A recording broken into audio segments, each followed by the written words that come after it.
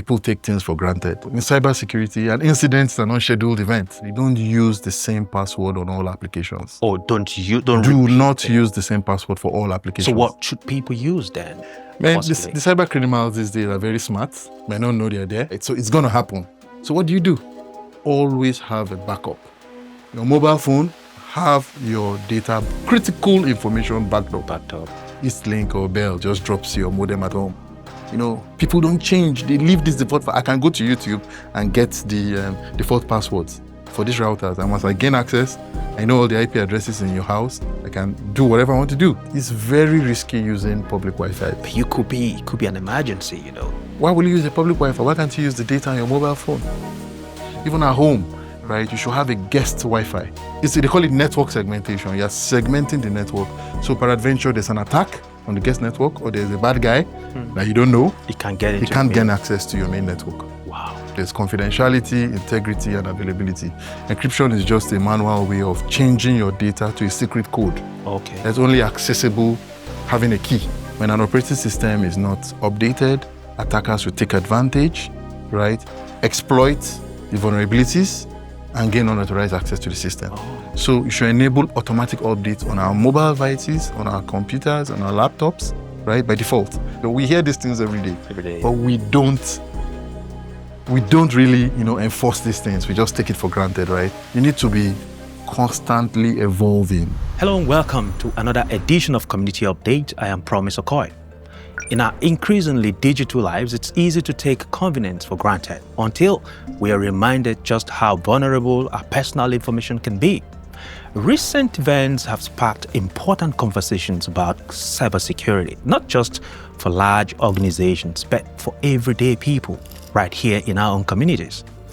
Whether you are a parent, a small business owner, or a student, or just a senior person within the community, protecting your digital footprint matters now more than ever. And today, on Community Update, we are asking broader questions. Are we, as a community, prepared for the digital risk that surrounds us? Joining us is a cybersecurity expert, Dayo Babalola, who is here to share insights and practical advice that can help us all become a little safer and a lot more aware in this connected world. Thank you so much, Dayo, for coming and stopping by to share your insight around cybersecurity.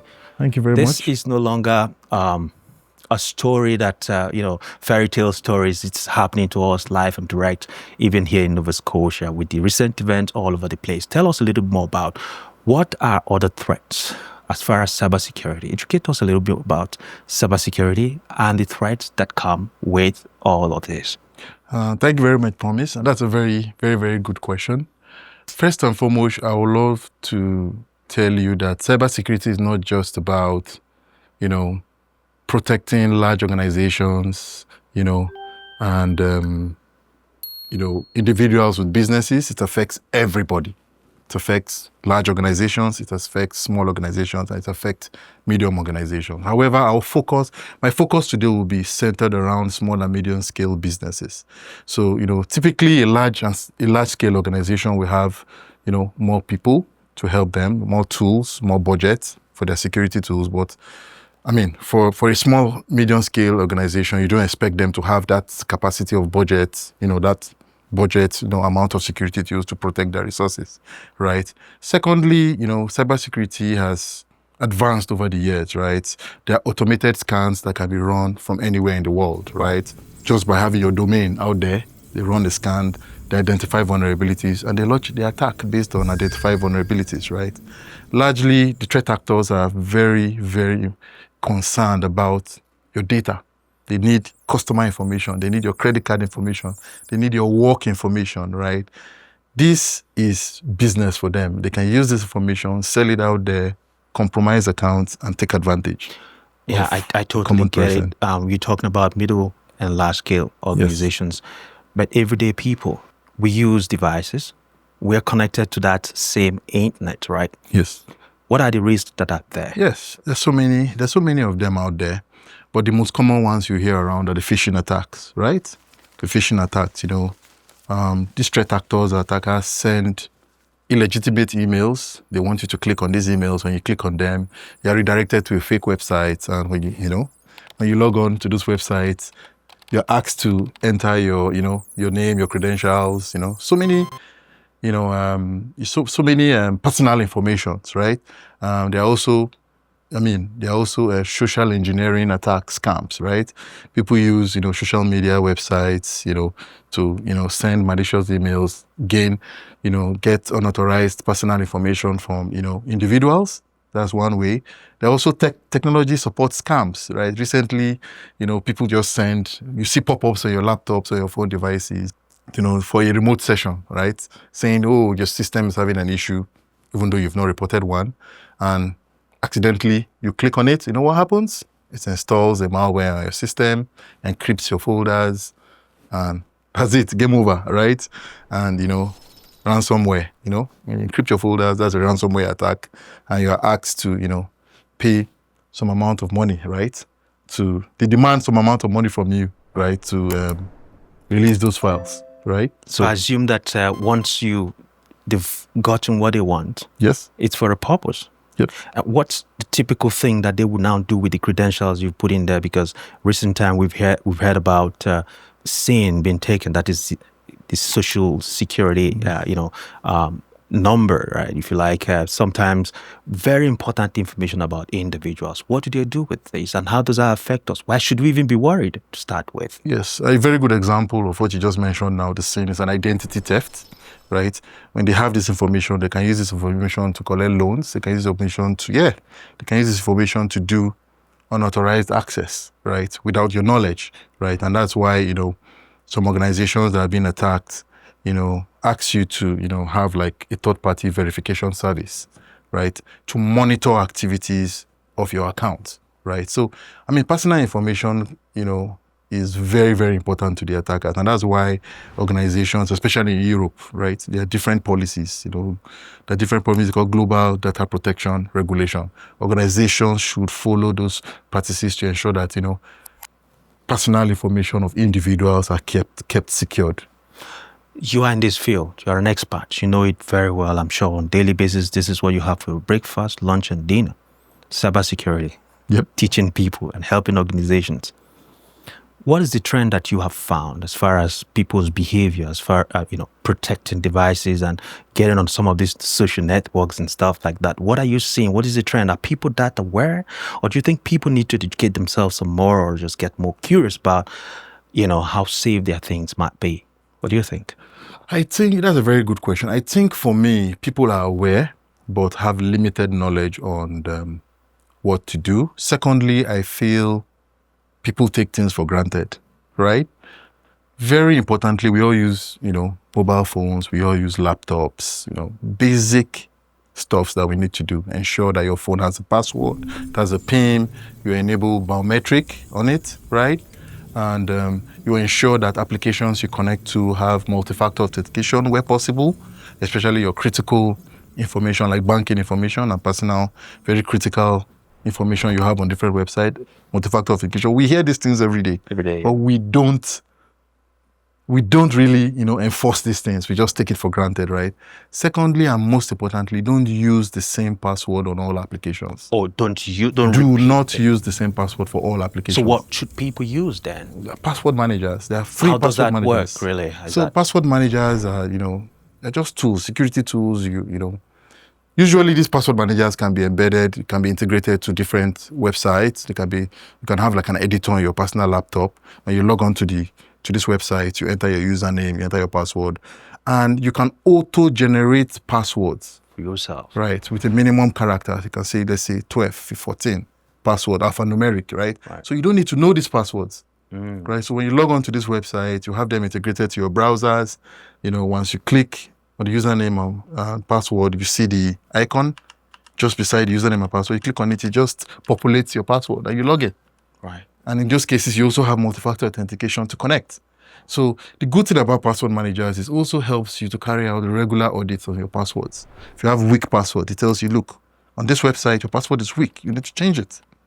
Right? You need to change it, And the digital transformation and the way things have changed now, the way assets are, the way IT has changed as a whole, right?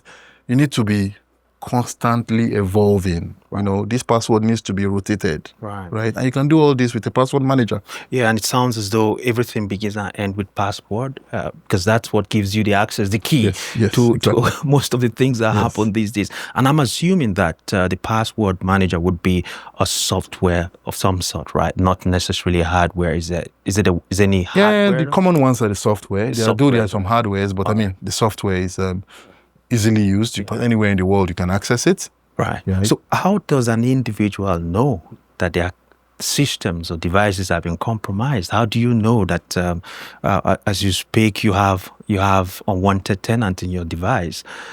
How do you know, and how do you protect yourself against that? Man, the cyber criminals these days are very smart. You might not know, right? You might not know they're there.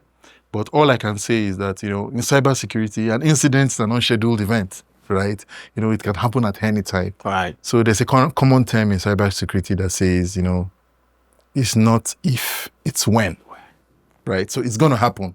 So what do you do, right? There are 3 core principles that I want you to know in cybersecurity. There's confidentiality, integrity, and availability, right? Confidentiality is ensuring that unauthorized access, you prevent unauthorized access to your resources. Integrity is ensuring that the data is not tampered with. And availability is ensuring that your resources are always available, right?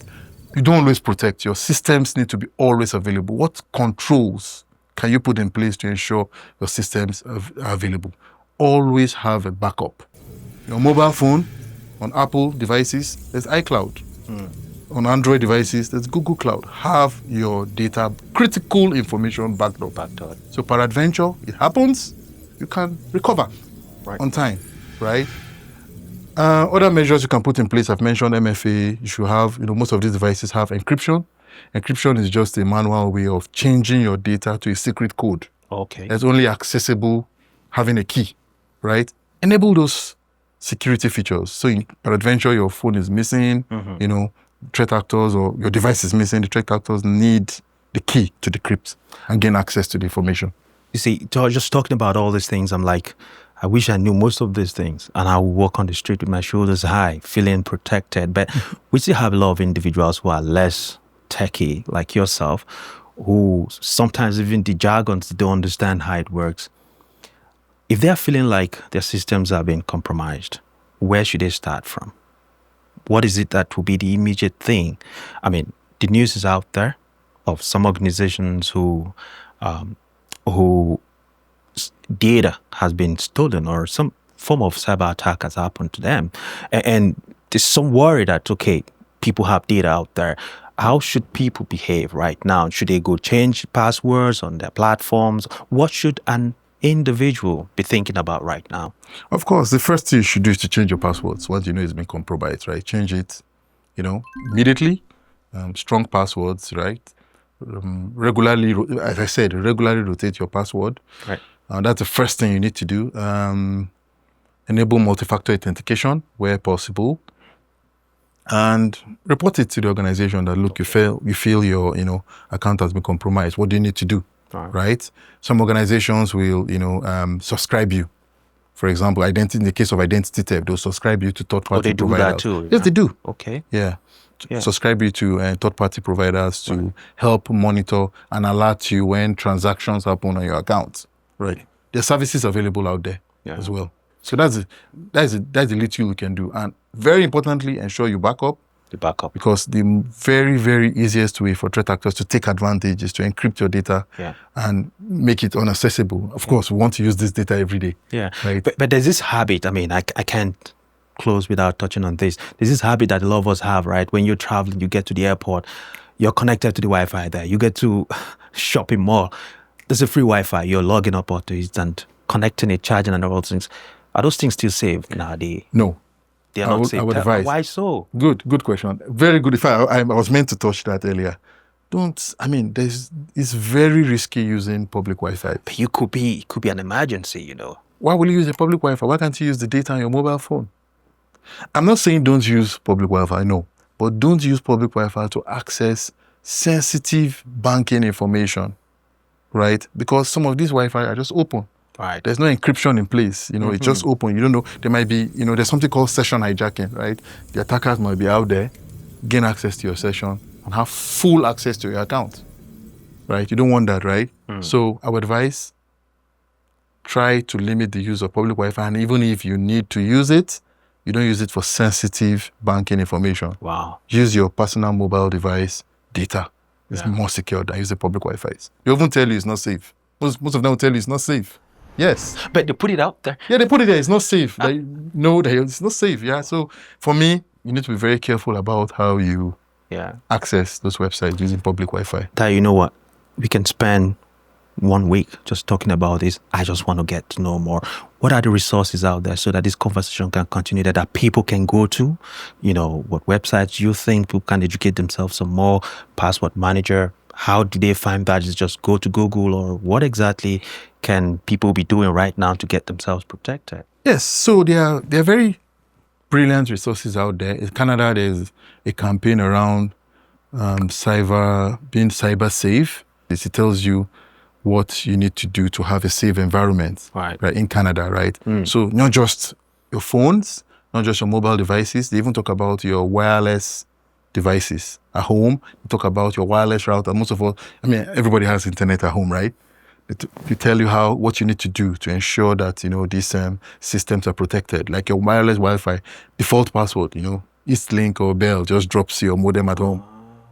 People don't change. They leave this default. I can go to YouTube and get the default passwords for these routers. And once I gain access, I know all the IP addresses in your house. I can do whatever I want to do. Are you saying people should be aware of that and change them immediately? They should. Immediately a router is sent to your home, I advise change default settings, right? Even within the configuration settings, you see it's all there. Change the encryption mode. Change your password. You don't use default password. Even at home, right? You should have a guest Wi-Fi. Oh, okay. Right? You should have a guest Wi-Fi. You have, Wi-Fi for your normal activities. Right. You have a guest Wi-Fi. The guest Wi-Fi, if any guest comes to your house, you just grant him access to the guest Wi-Fi. But in the event you have your device been worked on or repaired somewhere and people need, open it up, let me just fix it. Do you still advise that people would want to sit there and make sure that these people are actually using repairing the laptops or whatever it is the way they should do it? Because when you leave them with your passport too, that could also be an issue. So the good thing about guest, you're very correct. So the good thing about guest Wi-Fi is you're on a separate network. Okay. The way it's configured. So the real network is different from the guest network. The functionalities of the real network is different from what the guest network should do. I'll give you an example. The real network will be able to print if you have a printer at home, but the guest network can't print. It just has access to the internet, right? So they call it network segmentation. You're segmenting the network. So peradventure, there's an attack on the guest network, or there's a bad guy that you don't know. He can't get into He can't gain access to your main network. Wow. Right? In fact, there's another very important aspect I would like to bring up. They call it Internet of Things. We have IoT. Sites, IoT, Internet of Things. Your phone, your smartphones, your fridge. Some fridges have, any device that has an IP address that has internet connection should be on your guest Wi-Fi. Because, these systems have what they call vulnerabilities. Lots of vulnerabilities. Right? And when these vulnerabilities are exploited, the attackers will take advantage to exploit them. And when they exploit them, they gain access to your network, and there's lateral movements, right? They can do things, right? So you create that defense, at least that level of, network segmentation on your network to prevent. We're going to wrap up real quick. Yep. What message do you have for our viewers as far as taking out the right action, beginning from right now that we are having this conversation as we wrap up? Okay, thank you very much. We've been mentioning, password, multi-factor authentication, and all that. There's something I've forgotten to mention, very importantly. We should always update our systems, our operating systems. Okay. Always. All systems. Why is that important? Yeah, it's very important because within those systems, when an operating system is not updated, attackers will take advantage, right? Exploit the vulnerabilities and gain unauthorized access to the system. So you should enable automatic updates on our mobile devices, on our computers, on our laptops, right, by default. So once these updates are released, all you just need to do is restart your system, apply the updates, restart them. Microsoft releases updates every month. Apple, for example, iOS, I don't think it's every month, but they do it regularly. But when we enable it, we'll receive a notification that, look, your system is out of date. You need to update it. Google devices as well, right? We need to update these systems. Very important. And I've talked about password. All systems will have access. All systems will have, long password. Use a password manager. Use a multi-factor authentication. Change default passwords on your router at home. Very important because... And the other one? Educate yourself. Educate yourself. And I'll put the resource points, on the screen so that people can go there. Yes. Wow. When you speak with an expert, it feels different. Yes. Because, And also one more stuff. Very important. Sorry. Very important. Go for it. Yeah, very important. Yes. Any email you receive that is unsolicited, ignore. That's in fact, email is the easiest way attackers gain access to your network. Okay. So when you receive an email, look at the headers. If it's unsolicited, ignore. If you're not sure, call through an alternative means to validate that. How about WhatsApp groups, by the way? We get a lot of people calling through WhatsApp groups to say, oh, there's a meeting that is scheduled for tomorrow. You have to join. And very good. We've been able to curb that risk. To some extent, when people realize that this guy is shady, they send the information out. Okay. All I can say is that don't just click on any link. Revalidate. If you're not sure, ignore. Okay. Right? Ignore. Nobody will force you to do any illegitimate or force you to pay any money or force you to compel you to provide your credit card information, right? Yeah. And if you're not sure, ask around. Call the companies directly to revalidate. Yeah. Right. Wow, thank you so much. I mean, you've given me tons and tons of things to really worry about now. Am I doing them rightly? Am I not doing them rightly? And I really want to thank you, Dayo, for stopping by and sharing your insights. Thank you. On how to be better saved or protected in this environment. Thank you so much. Thank you very much, Promise. All right. Yeah. Pleasure indeed. Right. All right. So, and that is it on this episode. Let's keep the conversation going. And I'll share what we have on the screen. Just keep an eye out there on where we are headed as far as cybersecurity. From me here and all of us at Community Update, thank you for staying tuned, and I'll see you soon.